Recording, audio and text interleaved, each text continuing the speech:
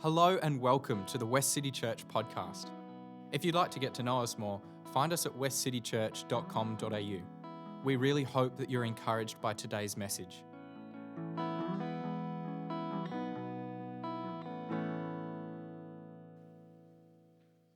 I'm going to tell you about a time when I was much younger in the 1960s, the early 60s, when I used to spend every school holidays. There were 6 boys and 2 leaders. I had an assistant leader. His camp name was Diesel. I think it was because he loved trucks, but I'm not sure about that. Don't know whatever happened to him, but anyway, he was my partner in crime. And we decided the boys were bored out of their minds for having to come to camp year after year, holiday after holiday. Nothing exciting happened. I decided, with Diesel's approval, that we'd give the boys an adventure. We're going to steal the director's underpants, which we did successfully, and we intended to put them on the flagpole of the girls' camp down the port some way. And we were going to do it in the dead of night, after lights out, and we were going to go to the girls' camp by canoe. We had 4 canoes available to us, so 2 in each, 2 big white ones which went the long way round, and I took 2 smaller red ones and we went the short way.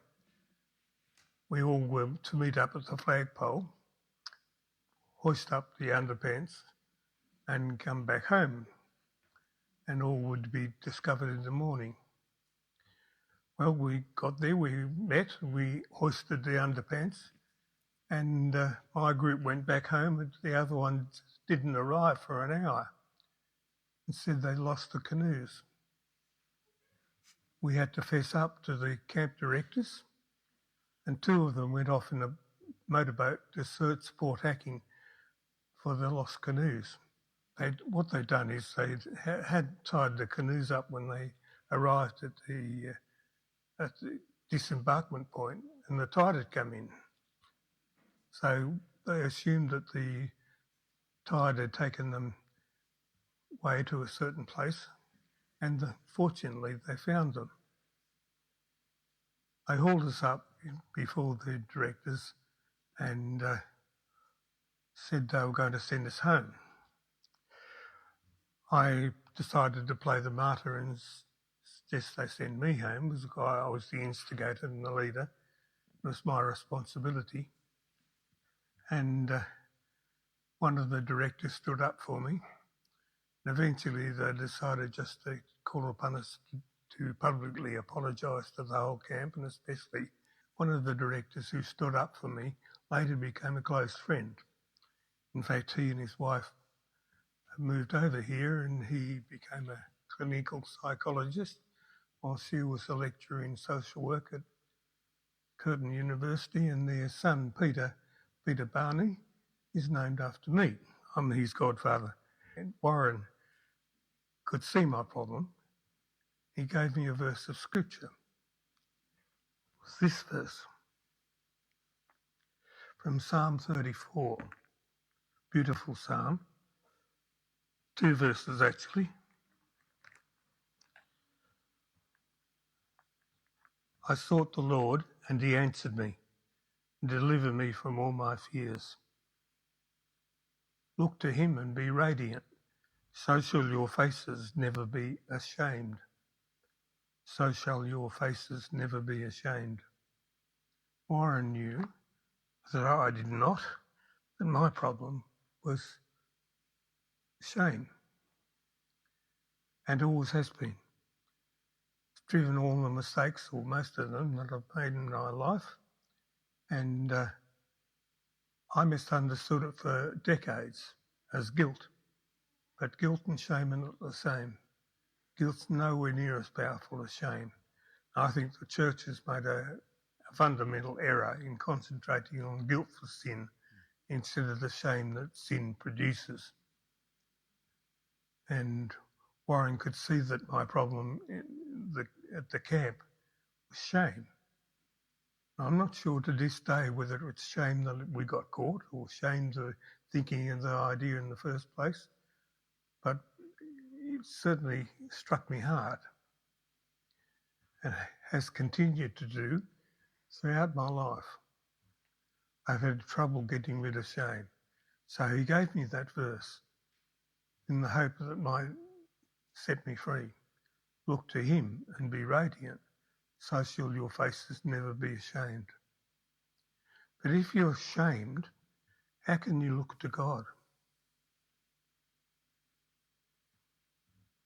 God is a consuming fire. And if you look too hard, you get consumed. At least that's how I experienced it. And sitting down, they watched him there, the soldiers did. There, while they played with dice, he made his sacrifice and died upon the cross to rid God's world of sin. He was a gambler too, my Christ. He took his life and threw it for a world redeemed. And ere his agony was done, before the westering sun went down, crowning that day with his crimson crown, he knew that he had won. I find God there. I can look to that God and be radiant with joy, not happiness, but with joy, deep joy, because I know that God's love is real. He has given his life for me. Where are you going to look to him? I suggest that at the table today, you look past the bread and the wine and see the one who breaks the bread. That's Jesus. See the one who gives the wine. That's Jesus, shedding his blood for the sin of the world and the shame of the world and ridding it of shame. Look to him and be radiant, so shall your faces never be ashamed. Last week, Tara spoke, as Ash has already mentioned, and she spoke on Rahab. Today, I get the privilege of speaking to you about Balaam, who's a character in the Old Testament from the book of Numbers. And now, the premise of this series is that God would speak to us in unexpected and surprising ways. You know, when I think of an unexpected witness, I think a little bit of the feeling when someone just unexpectedly knocks at your door. Now, we're all wired differently. We all have different personalities. I'm a little bit of a homebody. I'm more of an introvert. I tend to like my own company. So if I've set myself up, I'm having a great day at home, and all of a sudden there's a knock at the door, I'd love to say I'm excited at the possibility of what might be behind the door. I honestly think to myself, do you think I need to answer? Could I get away? Do they know someone's home? Perhaps it's just, a door knocker. I could really just, if I stay quiet, don't move, I should be all good, right? Am I the only one that thinks that? No, there's a few guilty faces. I can see some kind of looks in shame. So when I think of unexpected witness, that's what I think of. I think of the unexpected knock at the door. And look, to be fair, that's probably not too dissimilar to what this series really is trying to articulate. The fact that God would actually speak to us in ways that are both surprising, unexpected, make us uncomfortable, but that he would speak to us nonetheless. And our hope through this series is that we would be able to relax and be open enough to lean into that possibility. So when that knock at the door comes, the first response isn't perhaps hide and shame, even perhaps following on from what Peter has spoken, but actually might be, ooh, I wonder who it is. So this morning, let me take you on a little bit of a journey through Numbers and our character of Balaam. And my hope is that you might find parts of his story that you can relate to, and you might be drawn closer to who God is. I'm going to read some large chunks from Numbers today because I feel like it gives us the backdrop of what I'd like to lean into. And we don't always read long stretches of scripture here, like in terms of on a Sunday, but that's what we're going to do. So I often use the NRSV, so that's the version that we're going to use. Kerry has put some put the slides up there for those that want to follow along. If you want to follow along in your Bible, you're more than welcome. If you've got your phone and you want to follow, you can, because I recognise that we all learn differently. So let's start here in Numbers chapter 22, and we're going to read this first section from verse 1 down to 21. The Israelites set out and camped in the plains of Moab across the Jordan from Jericho. Now Balak, son of Zippor, saw all that Israel had done to the Amorites. Moab was in great dread of the people because they were so numerous. Moab was overcome with fear of the people of Israel. And Moab said to the elders of Midian, "This horde will now lick up all that is around us, as an ox licks up the grass of the field." Now Balak, son of Zippor, was king of Moab at that time. He sent messengers to Balaam, son of Beor, at Pethor, which is on the Euphrates in the land of the Amor, to summon him, saying, "A people has come out of Egypt. They have spread over the face of the earth, and they have settled next to me. Come now, curse this people for me, since they are stronger than I. Perhaps I shall be able to defeat them and drive them from the land. For I know that whomever you bless is blessed, and whomever you curse is cursed." So the elders of Moab and the elders of Midian departed with the fees for divination in their hand, and they came to Balaam and gave him Balak's message. He said to them, "Stay here tonight, and I will bring back word to you, just as the Lord speaks to me." So the officials of Moab stayed with Balaam. God came to Balaam and said, "Who are these men with you?" And Balaam said to God, "King Balak, son of Zippor of Moab, has sent me this message. A people has come out of Egypt and has spread over the face of the earth. Now come, curse them for me. Perhaps I shall be able to fight against them and drive them out." And God said to Balaam, "You shall not go with them. You shall not curse the people, for they are blessed." So Balaam rose in the morning and said to the officials of Balak, "Go to your own land, for the Lord has refused to let me go with you." So the officials of Moab rose and went to Balak and said, "Balaam refuses to come with us." Now once again, Balak sent officials more numerous and more distinguished than these. They came to Balaam and said to him, "Thus says Balak, son of Zippor, do not let anything hinder you from coming to me, for I will surely do you great honour, and whatever you say to me I will do. Come, curse this people for me." But Balaam replied to the servants of Balak, "Although Balak were to give me this house full of silver and gold, I could not go beyond the command of the Lord my God to do less or more. You remain here as others did, so that I may learn what more the Lord may say to me." And that night God came to Balaam and said to him, "If the men have come to summon you, get up and go with them, but do only what I tell you to do." So Balaam got up in the morning, saddled his donkey, and went with the officials of Moab. Now there's lots of names in there, there's lots of words in there. Does anybody just on that first reading have a great sense of what's going on? It's a little bit complicated, right? And I don't know about you, but that's kind of how the Old Testament can feel a bit in general. So let me give a little bit of context of what we've just read in the hope that it helps us just locate this particular story. Now, Numbers in particular is part of the first 5 books of the Bible, and it kind of is sandwiched in this kind of story of God's people.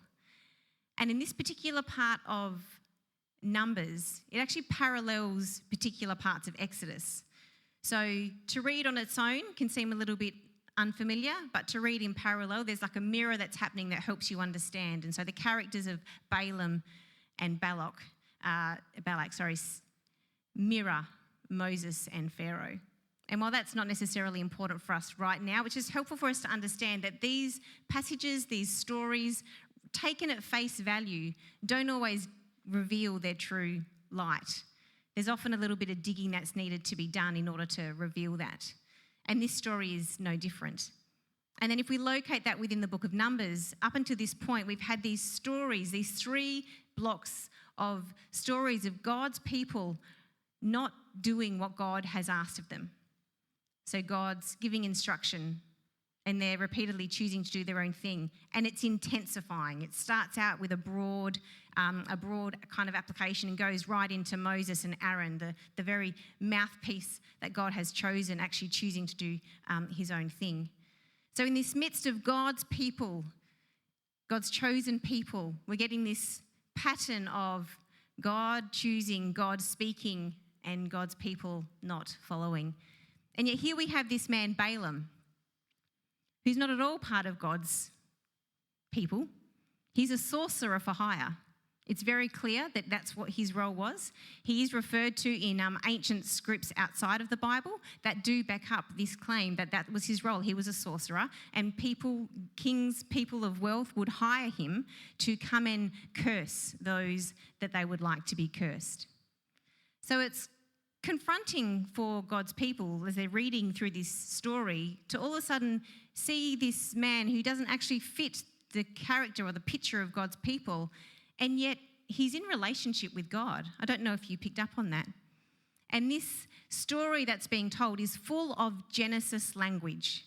There's talks of the people of God multiplying, be fruitful and multiply. There's talks of blessing, cursing. These are all images, they're all kind of echoes, if you like, of the creation story. So as God's people were reading this story, they'd be quite clear. They would be little hyperlinks, if you like, that would be going off for them, that they're recognising this is mirroring creation. But this isn't God's people. This is a sorcerer. This is someone outside of God's plan. So there'd be a jarring happening straight away as this story takes place. That's probably a little bit lost on us in our context as we move so forward, but I think it's important for us to note that straight away we're meant to be uncomfortable here, that God is choosing a very unexpected witness. And this unexpected witness of Balaam is actually in relationship with God. He's kind of speaking to God. I don't know if you picked up on that. I'm just trying to find... There's 3 verses in particular, where God came to Balaam and God spoke to Balaam. Balaam speaks to God. Balaam seems to be actually asking God what he would like him to do. He seems to be willing to actually listen, to follow to the instructions that God has. Whereas from Genesis up until this point in Numbers, the story that we're on repeat is that God selects humans, God gives instructions, they don't do it. And they bring about death upon themselves instead of life and blessing, which is what was on offer when God spoke to them. And then the next generation steps up to the plate, and God selects a people. He gives them instruction. They don't do it, and they bring death upon themselves instead of blessing. And this cycle goes on repeat again and again and again. And then inserted here is this man Balaam that we're introduced to. So there's full of Genesis language. There's a whole lot here that you could do a deep dive, and feel free if you would like to. There's no end to these pictures, and I'm not going to do that today. Because for the purpose of this message today, I'm going to just take a little bit of a look at Balaam's journey, his character arc, if you like, because I feel like there's some things in there that are really relevant to us and that I hope might actually help you get a clearer picture of who God is.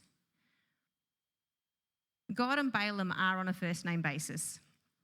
Balaam clearly believes in God. He's got a belief. He even says, the Lord my God, at this space. This is quite paradoxical for the early readers of this passage because it's not what they're expecting. Even as you read Numbers up at this point, you're thinking this is going from bad to worse to worse. I don't think the people are going to enter the promised land. I don't think they're going to pull it off. And yet here, God inserts this man to pronounce blessing over Israel, to bring a sense of hope that there's a bigger picture, there's something else at play here. So this is a very hope-filled story. During the week, I get little, emails into my inbox, different little devotions, meditations. Does anyone else have little things that they get delivered? You always have great intentions, right? And it's always really hard to actually come at them with an open spirit and actually let them speak to you. It's always an inconvenient time. But this week, the ones I get from Father Richard Raw, who's a Catholic priest, came, and I had a moment and I started to read them, and I was so amazed at how much it echoed what I was already thinking about this passage in Balaam. So I'm going to read to you a couple of excerpts from his meditations this week because it just fleshes out some of this truth. And when we think about the paradox of God actually using someone outside of his chosen people, the challenge that is to our thinking, where we like to just get focused on who's in and who's out, what's right and what's wrong. We like these dual lanes of thinking. And Father Richard Raw says, the truth in paradoxical language lies neither in the affirmation nor in the denial of either side, but precisely in the resolution of the tug of war between the two. The human mind usually works on the logical principle of contradiction, according to which something cannot be both true and false at the same time. Yet that is exactly what higher truths invariably do. For example, God is both one and three. Jesus is both human and divine. Bread and wine are both matter and spirit. Unfortunately, since the Reformation and the Enlightenment, educated Western people like myself, he's referring to himself obviously, have lost touch with this paradoxical, mystical, contemplative thinking. We've wasted at least 5 centuries taking sides, which is so evident in our culture today.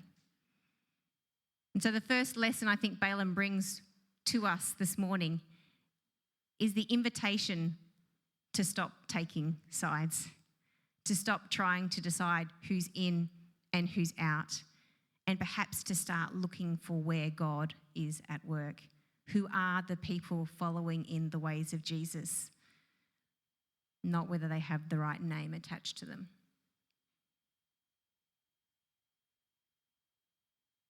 If we allow this story of Balaam to actually challenge us, I think it has the ability to open some of the boxes that we use to both categorise our understanding of who God is, to categorise perhaps how we might think of people. I think a little bit, to me, it's a bit similar to perhaps the library. Now, I'm one of those people that loves the library. I know. I think in a different life I would have loved to have been a librarian. I can't think of anything better than just spending my day surrounded by books. That sounds amazing. But you know, libraries, as wonderful as they are, if you think they are there just to house books, you're actually missing the point and the breadth of all that's there in the library. The point of the library actually is the books in the library and the multitude of worlds available to you in this one location. I can learn how to do pottery. I could learn how to fly an aircraft. I could get lost in story after story. I can read young adult fiction. There's DVDs and movies there too, but there's comics that, the portals to where your mind and who you could be can take you is actually endless. So if I thought the point of the library was the Dewey Decimal System, was the categorisation of books, and that was the point of the library, I don't think the library is going to be a very fun place to be, is it? But when you walk into a library and you realise, ooh, okay, where to today? When you see the kids in the kids section, books everywhere, it's full of mess, and they're just touching books and they're reading books and they're experiencing characters and their imaginations are just alive and on fire. That's a library being used well. And I think Balaam is a bit like that for me in this story. If I think the Bible and the Old Testament is about teaching me who God is and what I should do and how I should do it, then I miss the portal these stories are for me around actually who is God? Who is God to me? Who could God be? And how might that actually draw me into a relationship with others? Let's go back to our passage in Numbers and we'll go a little further. And this is where we actually get introduced to another unexpected witness. Not just Balaam, but his friend as well. So we're going to start in verse 22 and we're going to read down to 38. God's anger was kindled because he was going, as in Balaam, and the angel of the Lord took his stand in the road as his adversary. Now he was riding on the donkey, and his 2 servants were with him. the donkey saw the angel of the Lord standing in the road with a drawn sword in his hand. So the donkey turned off the road and went into the field. And Balaam struck the donkey to turn it back onto the road. Then the angel of the Lord stood in the narrow path between the vineyards with a wall on either side. When the donkey saw the angel of the Lord, it scraped against the wall and scraped Balaam's foot against the wall, so he struck it again. Then the angel of the Lord went ahead and stood in a narrow place where there was no way to either turn to the right or to the left. When the donkey saw the angel of the Lord, it lay down under Balaam, and Balaam's anger was kindled, and he struck the donkey with his staff. Then the Lord opened the mouth of the donkey, and it said to Balaam, "What have I done to you that you have struck me those 3 times?" Balaam said to the donkey, "Because you have made a fool of me. I wish I had a sword in my hand. I would kill you right now." But the donkey said to Balaam, "Am I not your donkey, which you have ridden all your life to this day? Have I been in the habit of treating you this way?" And he said, "No." Then the Lord opened the eyes of Balaam, and he saw the angel of the Lord standing in the road with his drawn sword in his hand, and he bowed down, falling on his face. The angel of the Lord said to him, "Why have you struck your donkey these 3 times? I've come out as an adversary because your way is perverse before me. The donkey saw me and turned away from me these 3 times. If it had not turned away from me, surely just now I would have killed you and let it live." Then Balaam said to the angel of the Lord, "I have sinned, for I did not know that you were standing in the road to oppose me. Now therefore, if it is displeasing to you, I will return home." The angel of the Lord said to Balaam, "Go with the men, but speak only what I tell you to speak." So Balaam went on with the officials of Balak. When Balak heard that Balaam had come, he went out to meet him in Moab on the boundary formed by the Arnon, at the farthest point of the boundary. Balak said to Balaam, "Did I not send you to summon you? Why did you not come to me? Am I not able to honour you?" And Balaam said to Balak, "I have come to you now, but do I have power to say just anything? The word God puts in my mouth, that is what I must say." Then Balaam went with Balak from there. So here we have an interesting story where very quickly the story has turned. We have Balaam hearing God, listening to God, and then very quickly the tone changes and we have God angry with Balaam. Now that feels like quite a kind of a, it feels a bit kind of a, I don't know what the word is, but it's kind of what's jarring, thank you. It doesn't feel right, does it? But again, what we need to realise here is this is a familiar rhythm that we've seen up until this point of people hearing God, listening to God, and then choosing their own way. So while we're not privy to the background story, what we are to assume here is Balaam somehow has now gone on his own way. He's doing his own thing.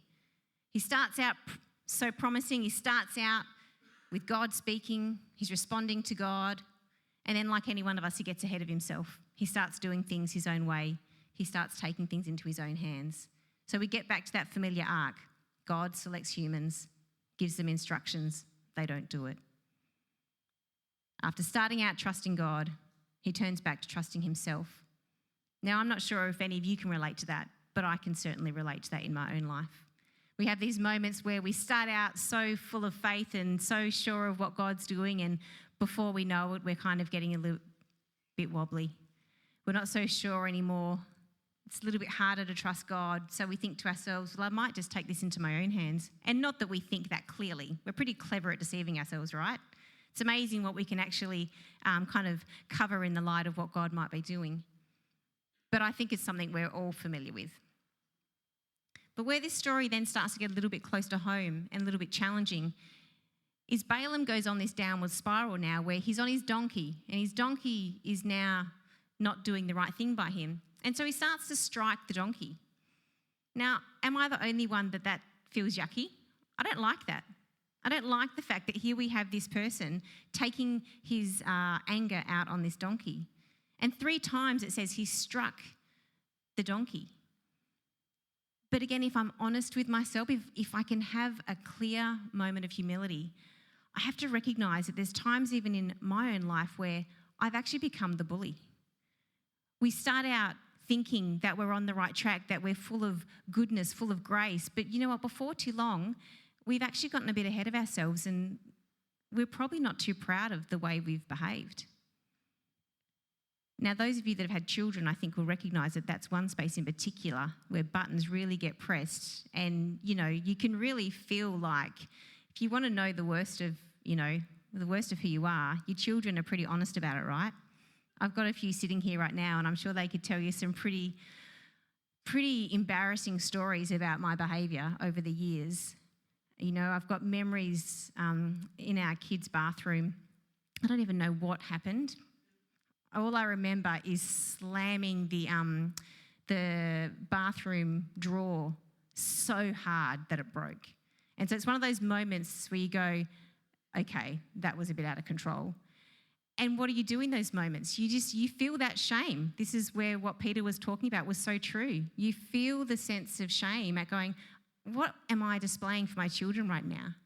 And over the years, I actually decided not to fix that drawer. I just kept kind of piecemealing it, just to kind of as a reminder to myself that I was like, do you know what? That's what's in you. That's there. I didn't want to forget the fact that actually, there's times where, if I'm coming undone and my buttons are being pressed, it's not a pretty sight. I'm sure Gavin would also have a few stories. He's nodding his head. You can ask them after. I don't feel the need to hide any of that, but it's real. And I think what Balaam reminds us in this story is that I think if we're able to be honest, that we all have stories like that, where we have inadvertently become the bully, where we're now striking the donkey that's been our trusted servant all these times. The passage talks about Balaam's anger being kindled. So there's this sense, and it's an increasing anger too, right? It's the 1, the 2, the 3. It's this intensifying space. It's uncomfortable. I also read this week that tears are a way of holding emotion rather than projecting our anger onto others. And I thought that was a really beautiful invitation. To recognise that often when we're angry, we are wound up. There's something going on. And what would it look like to be so in touch with ourselves that actually we can be upset at that moment about what's not working, about what's not going right, rather than actually pointing a finger, maybe using a fist, making that somebody else's problem. That's a huge challenge, I'm not going to lie. A lot of us would think tears is a weakness, right? That it's a sign that we're falling apart, we're breaking down, we're weak, that it's this undoing that we should be better than. What if it's actually a beautiful way of saying, I'm going to hold this feeling, I'm going to own this feeling, I'm not going to make it your problem.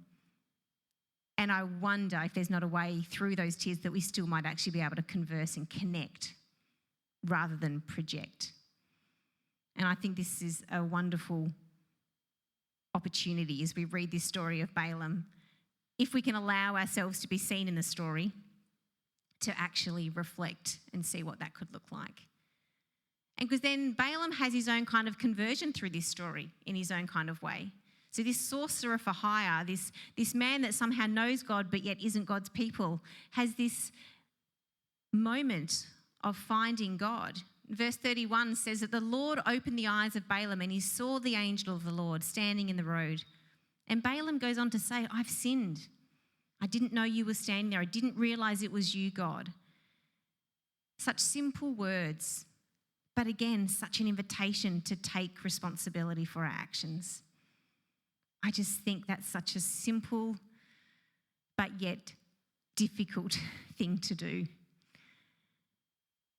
And how much better for our relationships and for our connections with each other if we could actually have the humility to take responsibility for the ways that we have fallen short, for the ways we might have damaged one another. In another one of Richard Raw's posts this week, he talked about conversion. And he says, before conversion, we tend to think God is out there. After transformation, God is not out there. We don't look at reality. We're in the middle of it now. We're part of it. This whole thing is what I call the mystery of participation. Paul is obsessed with the idea that we're all participating in something bigger than ourselves. In Christ is his code phrase for this new participatory life. In fact, he uses the phrase in Christ 164 times to describe this organic unity and participation with Christ, in Christ. It's a completely different experience of life. I'm not writing a story by myself. I'm a character inside of a story that is being written in cooperation with God and the rest of humanity. This changes everything about how I see my life. A participatory theology says, I am being chosen. I am being led. I am being used. After conversion, you know that your life is not about you. You are about life. You are about God. You're an instance of both the agony and the ecstasy of God that is already happening inside of you. And all you can do is say yes to it. That's conversion, and it changes everything. And I thought that was just such a beautiful way of talking about this moment that happens when you see God clearly, when you see yourself clearly, and you're able to respond accordingly.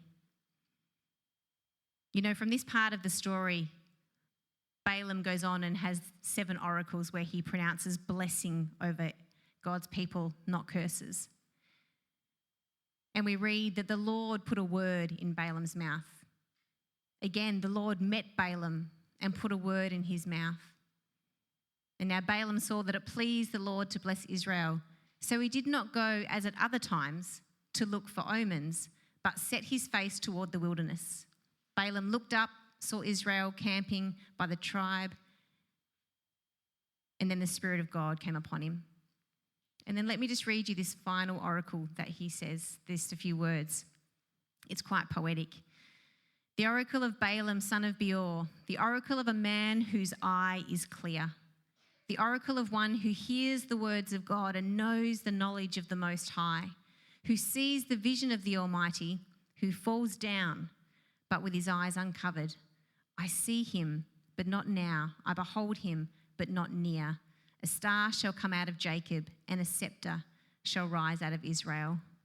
So Balaam goes on to speak these wonderfully poetic and prophetic words about a Jesus that is to come. Thousands of years before Jesus actually came. So this conversion moment for Balaam, where he doesn't just necessarily become a part of the people of God, but that he sees God clearly. He sees Jesus clearly. You know, there's so many rich layers to not only this story, but so many of the stories in the Bible. It's why it's often called meditative literature. It's the idea that actually, if you become more familiar with it, read it slowly, work out how to pull it apart and put it back together, that there might be layers upon layers of what you might discover of who God is and his heart for you. You know, in biblical writings, the idea of seeing is not the way we think of it. We think of seeing as this way of our eyes seeing what's happening on the outside. In biblical literature, seeing is actually more about what's happened on the internal coming out. That I'm seeing that there's something that's happened on the inside. There's transformation that's taken place. And I think that's the invitation Balaam has for us this morning. Is not only have you perhaps in times gone by had a conversion moment of sorts, whatever that was for you, but is that transformation, is that still actually ongoing? Are you seeing God more clearly? Are you able to see yourself more clearly? If you can indulge me one final quote, because I do love my quotes and I have the mic, so you have to listen. It's quite wonderful, really. Eugene Peterson, another just great wise man of God.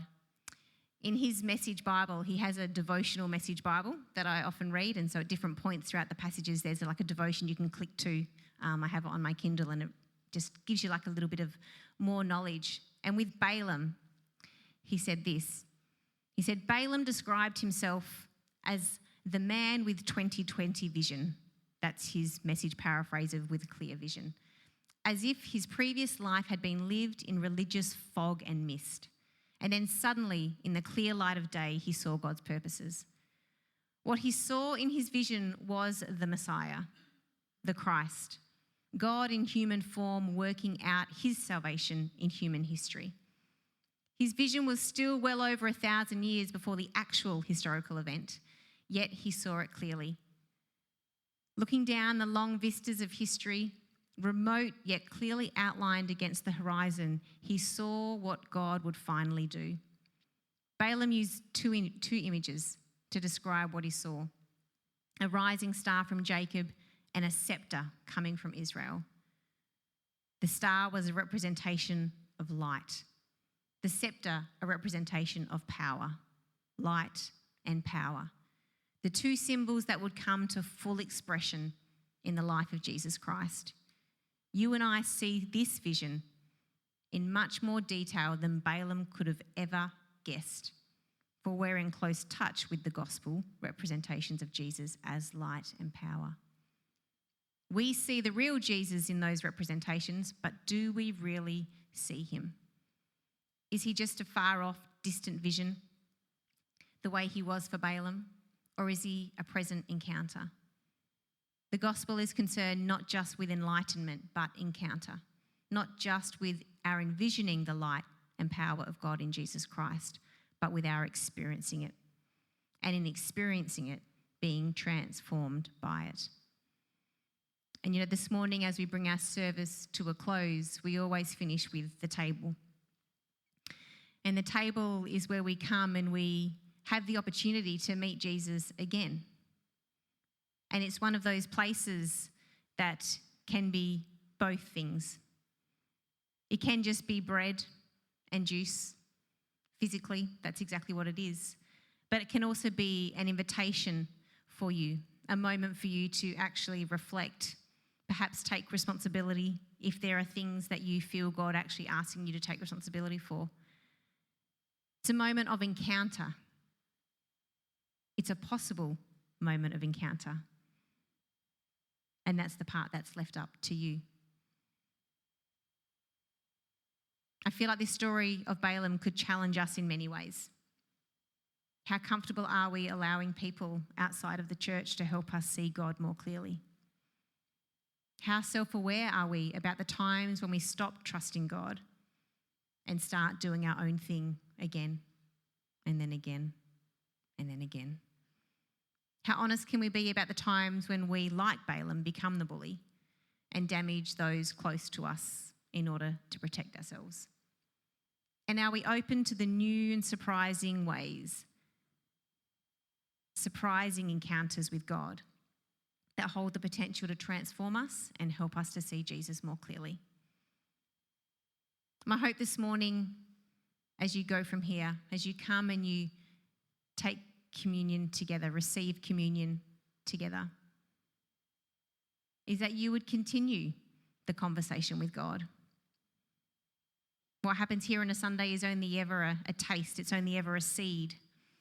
How it's planted and what it does in you is actually between you and God. And I hope that you will take that from here.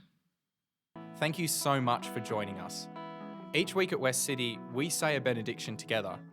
We do this because we believe that the purpose of the church is to be a caring community for the world, and that as we go and serve others, we enter into Christ's work of welcome, restoration and healing, both for us and others. We believe that in doing so, we get to see and encounter Christ. So let's say the benediction together. We come together as the church to be reminded of the go of Christ. So we will go out and feed the hungry, go out and clothe the naked, go out and fight for justice, go out and end oppression, go out and proclaim anew the old story, go out and associate with those who don't look like us, think like us, act like us, and don't even like us. And we'll do it all in the name of the one who sent us. His name is Jesus.